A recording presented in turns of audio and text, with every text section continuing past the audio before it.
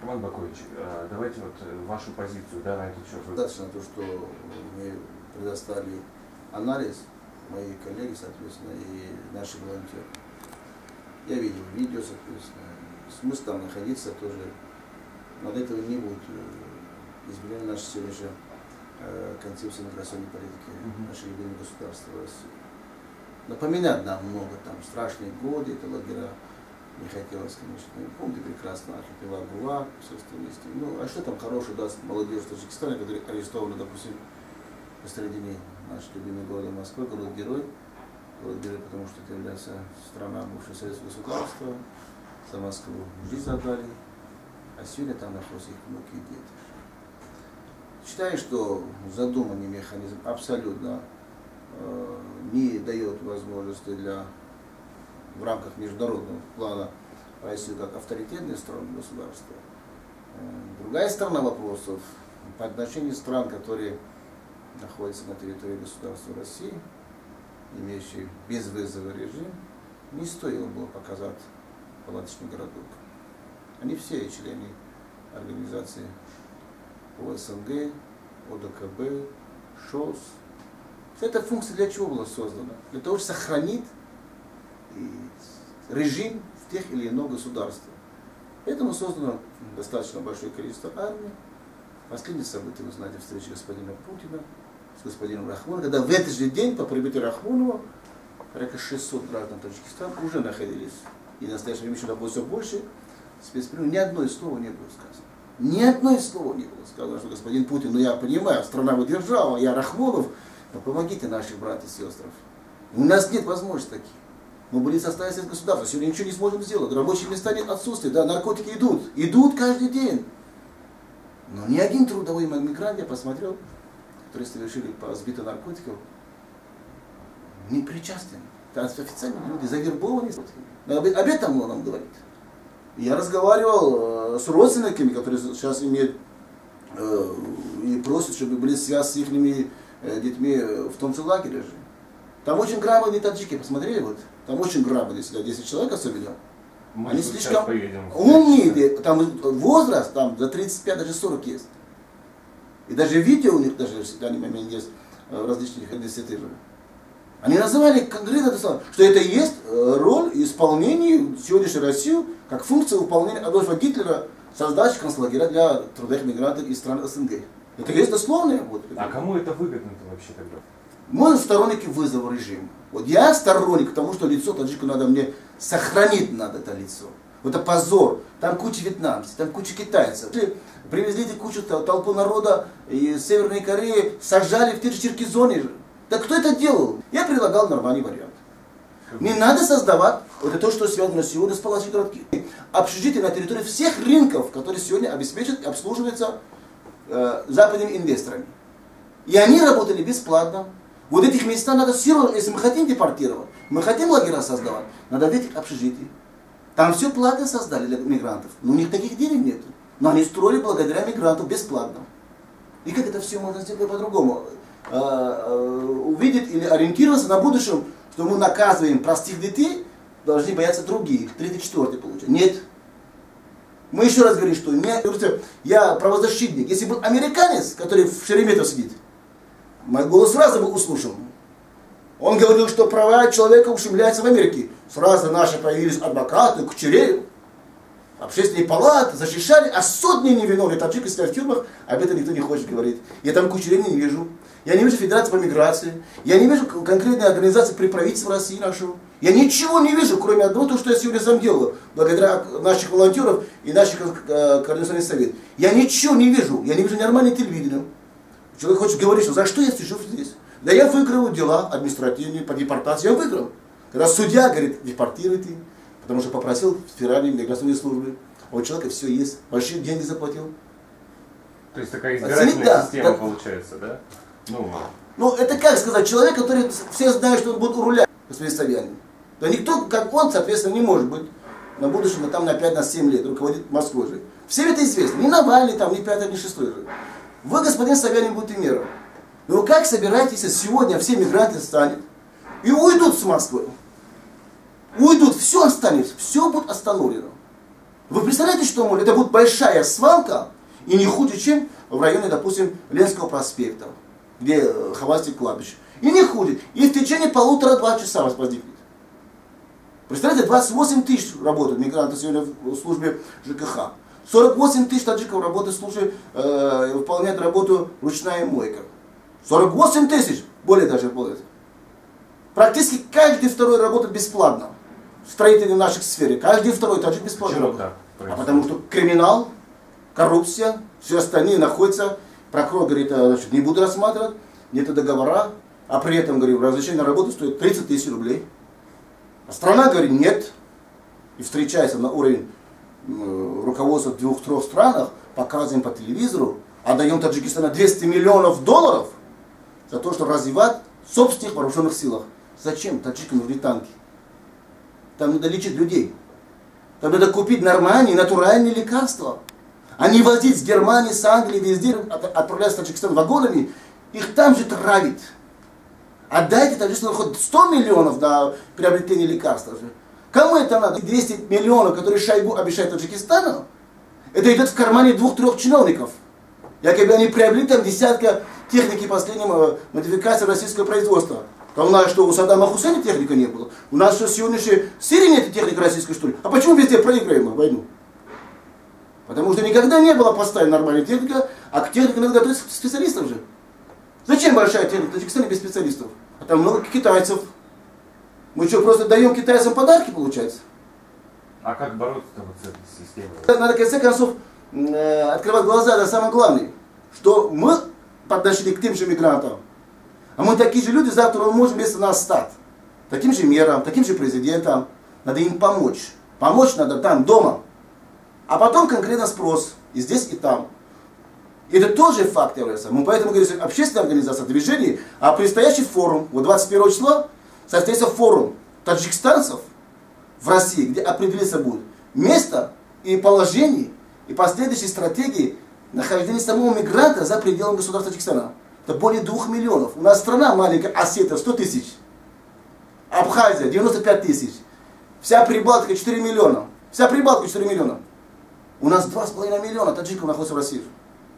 Вместе с узбеками и киргизами. А в Таджикистане сколько осталось? Ну, остался почти там у нас на сегодняшний день. Люди здоровые, такие талантливые, это все работающие в структуре власти. Тогда старики и дедушки. Предстоящий выбор президента Таджикистана. Стоит предстоящий выбор 4 ноября. Надо коренным образом изменить, что мигранты хотя бы не имеют права по закону Таджикистана голосовать или выдвигать свою кандидатуру. Они хотя бы добились успехов в парламенте Таджикистана. Хотят ввести до вице-президента своих руководителей из России, из национальных диаспоров. Это тоже фактор же. Пока этого не происходит, что очень большое количество народа возмущен именно последними создавшими лагерями на территории России. Возмущают многих человек, и в России это многих возмущает, потому что все-таки, ну, наверное, можно придумать какие-то более гуманные способы. По странам СНГ мы за легализацию граждан, мы за их адаптацию.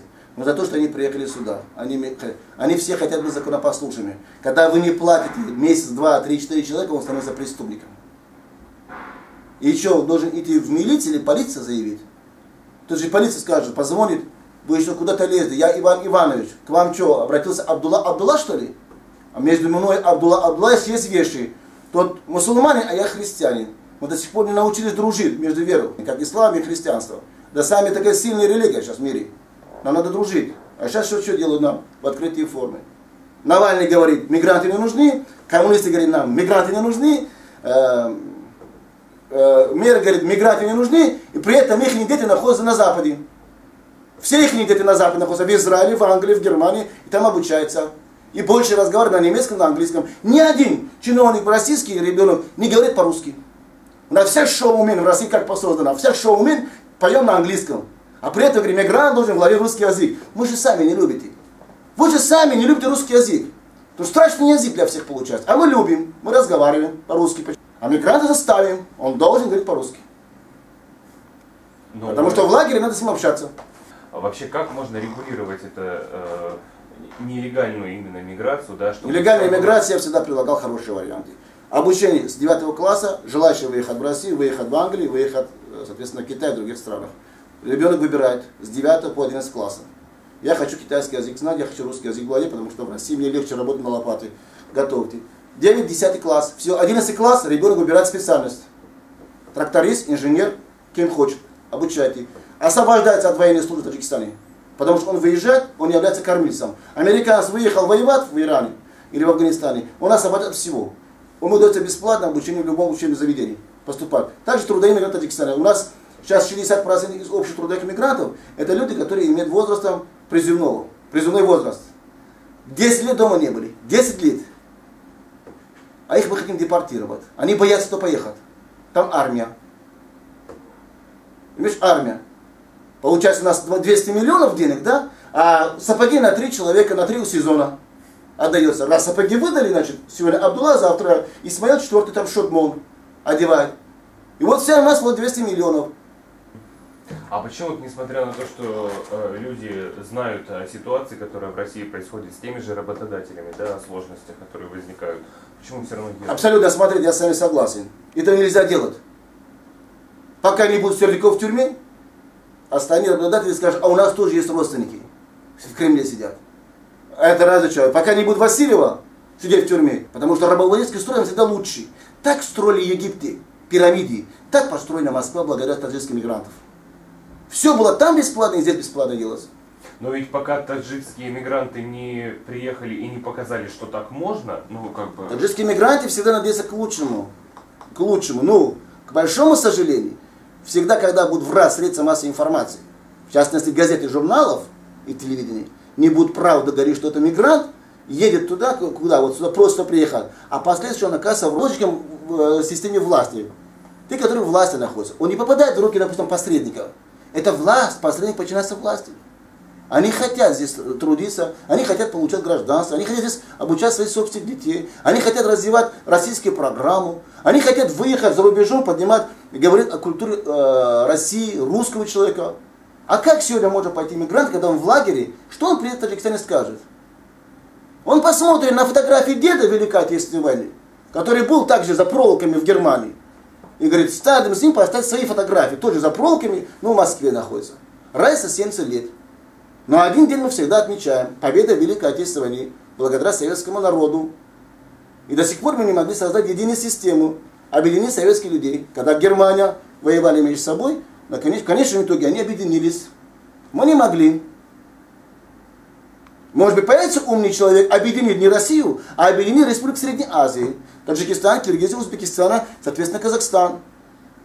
Тогда была вот, действительно держава. Тогда уже бы говорили бы, Россия нуждается в трудах мигрантов, будут просить не у Таджикистана, не Киргизии, Узбекистана, а того объединенного государства, которое создано в Средней Азии.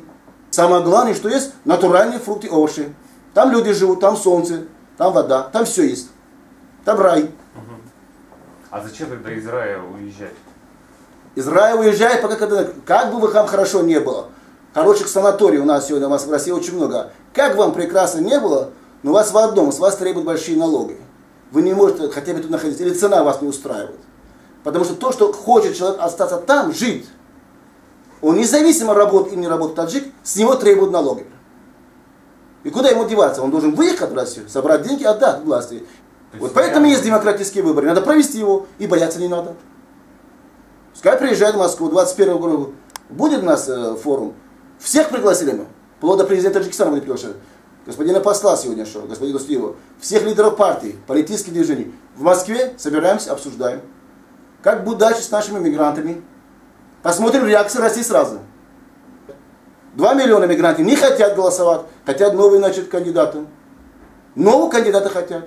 Перспективного, молодого, энергичного, который может развивать республику, возвращать мигрантов назад, иметь договора трудовых с российским государством, конкретно по каждому человеку, миллион, каждый человек возвращает через 11 месяцев домой, запретит на территорию России, поскольку молодой парень сыграет того или иной свадьбы, только дома жениться.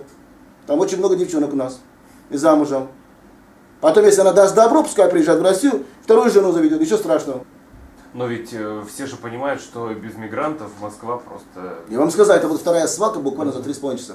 Ну, кто работает-то будет? И все убегут, самое главное. В этот день все убегут. И все портфели выбросят. И даже пробки в Москве не будет, потому что мы будем ходить пешком по этим свалкам. Это будет. Это невозможно столько людей найти.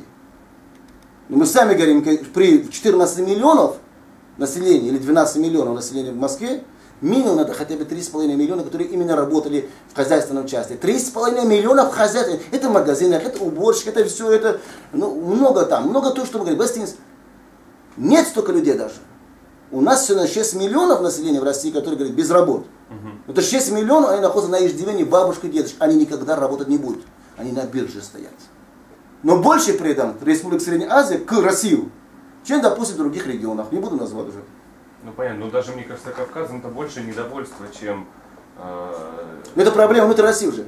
Эта проблема не будет решаться в ближайшие, может быть, пока благодаря фигуру господина Путина, да, он стоит молодец в этом направлении, он находит слово, он находит время, у него есть талант этого человека.